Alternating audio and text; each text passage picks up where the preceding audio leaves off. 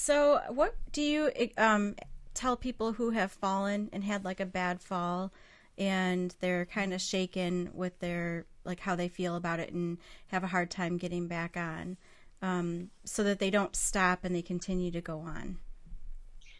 Smaller steps. Usually people criticize themselves for having the feeling of fear.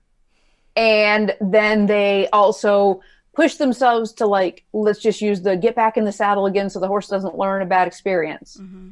Well, either it was some totally random thing, like you were on a trail and your horse tripped and you both fell or rolled, or either it's something like so random, Mm-hmm. or you were probably missing a lot of warning signs, like you were missing, and then your horse was, you've been, maybe my horse is bucking, well, it was a little buck, well, it was a little rear, well, like, so it tends to be one extreme or the other. Either it was truly random Mm-hmm. and it tripped over a root and you both just about fell and you fell off, or you were missing signs.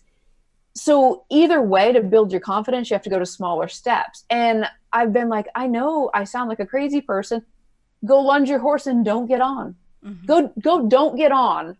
Go and don't get on for 10 days in a row. Go out there and do all this stuff and don't get on. And then on day 11, get on and get right back off.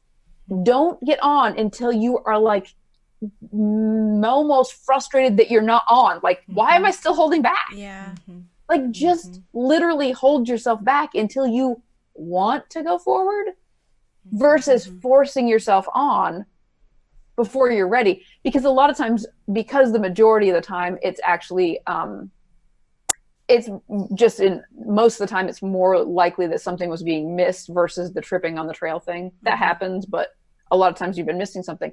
You look at everything different after you've actually been in kind of an accident. Mm-hmm. So you might see a lot more during your groundwork and your prep, but you're not going to see it if all you do is throw the saddle on and head off down the trail, because that's a big step. I wouldn't do that with a colt. You wouldn't be like, oh, you got a brand new colt, you saddled it today, let's head off down the trail. Yeah. Start adding all those steps, like in that book, in the Smart Start adding all those steps back in.